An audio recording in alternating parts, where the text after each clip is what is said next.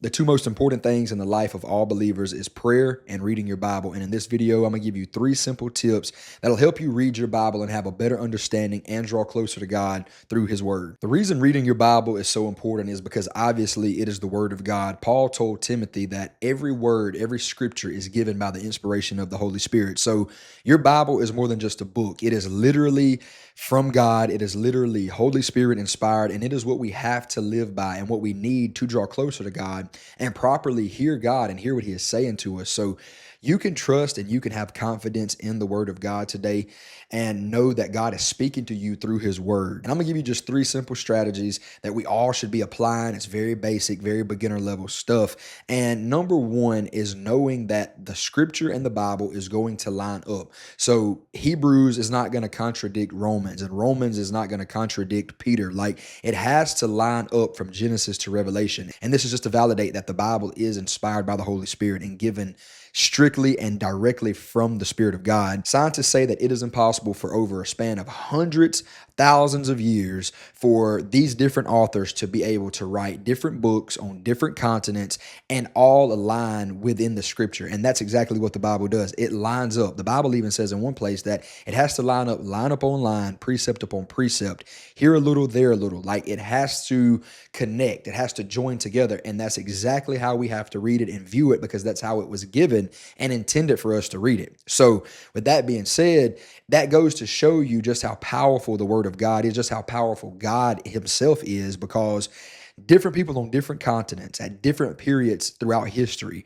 was able to write a book and write different books that was joined together for us to have the Word of God and what we call today the 66 books of the Holy Bible, and point directly to Jesus. So when reading your Bible, in order for it to join together and be properly interpreted and understood, you have to look at it through the lens and through the eyes of Jesus Christ. Like, everything is pointing to Jesus. Even in the Old Testament, before the birth of Jesus, which we read about in the Gospels, Jesus is still present in the Old Testament. Just for example, I know we think of David and Goliath as, this incredible story to where we're going to slay the giants in our life. We're going to defeat all of the hard trials and battles and big things in our life that's given us problems. Okay, that's one way to look at it. But when you shift your perspective and you see that it is a typology and it is symbolic, that David is symbolic to Christ and Goliath is symbolic to sin, and you see that Jesus is defeating sin at the cross, when you interpret the entire scripture like this and through the lens and through the eyes of Christ, you will begin to draw closer to God and have a better understanding of the Word. Number two, you have to be able to understand the context of the entirety of the passage that you're reading. So you can't just pick apart different pieces of scripture to make it mean what you want it to mean or try to interpret what you want it to say. Like, you have to stay within what is being said in the context of scripture.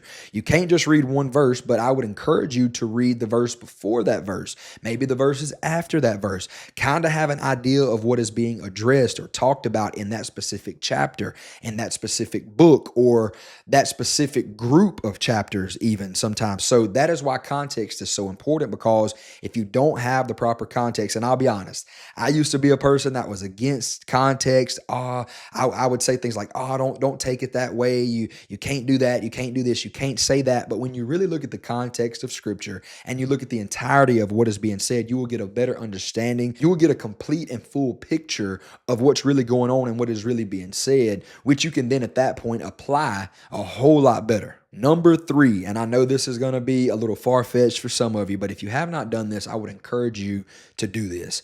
And that is study the Hebrew in the Old Testament and study the Greek in the New Testament of the Bible. And when you do this, and it's a whole lot easier and it's simple, really and truly, there's many Bible apps, there's many physical Bibles that has these translations and has these things as like a footnote and like a commentary in the bottom. And it just gives you a more in-depth view and understanding of the scripture. So you have to understand the Bible was originally written in Hebrew in the Old Testament, in Greek in the New Testament, and of course it was translated to us in English. Now, that does not take away from the scripture at all. We have to understand it in our native language. I mean, I can't understand Hebrew and Greek if I don't have something to translate and interpret what the original manuscripts and copies of manuscripts is saying. So I would encourage you just to study that, because when you study that, you'll you'll get more out of the definitions of the word. You'll get more out of, not like, again, I have to stress, not that it is diluting or taking away from the original English context, because it's not, but you get a wide range and scope of what is being said on a deeper level, if that makes sense. You'll just have to study the Hebrew and Greek to see exactly what I mean.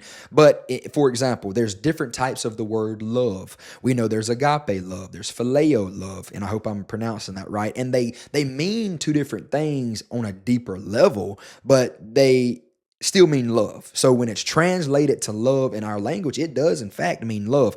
But when you know the depth of that word that is being used in that scripture, you'll understand how it is being implied. And for example, when Jesus was asking Peter, Peter, do you love me? If you pay attention to the Greek meaning of the word, one of those times, phileo, love, was being used. And one of the times, or two of the times, I believe, agape love was being used. And again, I hope I'm pronouncing that right. I'm no deep scholar. I'm somebody that is in love with studying the word of God and reading the word of God and drawing closer to God through his word. And this is something that God introduced me to a few years back. I've been saved 7 years in the time of making this video, and God just opened this up to me. And you get so much more out of the scripture when you break words down like this. And again, like I said, it's not that English is taken away from or diluting. It's just giving you more insight into the word when you actually study the original language. It still means, in this example that I'm giving, it still means love all of the times Jesus was asking. But what form of that word is being used? It's kind of like in the English language,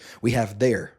But that word there, T-H-E-R-E, is a whole lot different than T-H-E-I-R. You see what I mean? But it's still the word there. But if you know the application and the use of the word that's in the sentence, you know how it is being used. That's the best example that I can give you. So that is 3 tips that I would encourage any believer, especially young Christians, those that has just started this journey with Christ and just started this faith walk. I would encourage you to do those 3 simple things. And I promise you, you will advance in your relationship with God and draw closer to the Lord so much quicker than I did. It took me years to figure all this stuff out and for God to open me up to all of this and show me all of this. But I'm here now, and it's been a tremendous blessing in my relationship with the Lord. And I want you to experience this much quicker and much sooner than I did. So give these 3 tips a try and let me know. Come back on this video and let me know how it has helped you and what you think about it, and maybe drop some more suggestions in the comments for me that I could start doing. I love to read different commentaries and different notes and different things like that, just to try to understand the Bible and the Word of God, because we have to live by the spoken and written word of the Lord Jesus Christ, of God Almighty. So we have to know our word. We have to live by our word, because that's the only thing that is not going to fail. That is the only thing that is not going to perish or pass away. But the Bible lets us know that God's word is sure, and it is forever. If this video has helped you any at all, I've put together a school community, and I'll link it in the description below this video. But it's just a place where like-minded believers can come together. We are supporting one another, helping one another, having one-on-one calls, live calls, group calls, Bible study, all sorts of things that I'm trying to do. I've got a bunch of course material already in there about how you can deepen and strengthen your relationship with the Lord Jesus, how to properly study your Bible. I go much more in depth about this video, showing you exactly how to do it. Just a whole bunch of stuff. I'm really trying to over deliver. I'm even sharing some financial tips and advice that the Lord has just helped me with through a lot of trial and error and through a lot of different experiences in my life, and just ways to make money. Because let's be honest, we live in a natural world, and we have to have resources, and we have to know how to operate in the world that we live, in the spiritual and also in the natural. So I'm giving you tips on ways I've been able to make money, new careers that has produced me a lot of money and a lot of income that anyone can start, ways to make money on social media. I'm absolutely giving you everything I possibly can. And I want to eventually bring other entrepreneurs in to help us and to help me and to just bring value to the community with different skill sets, people with different skill sets and different insights and knowledge that can help us. So check that school community out. It is linked in the video description. I hope to see you in there. And if you choose not to join, I love you anyway. I'm praying for you, and I'll see you next time right here. Be blessed.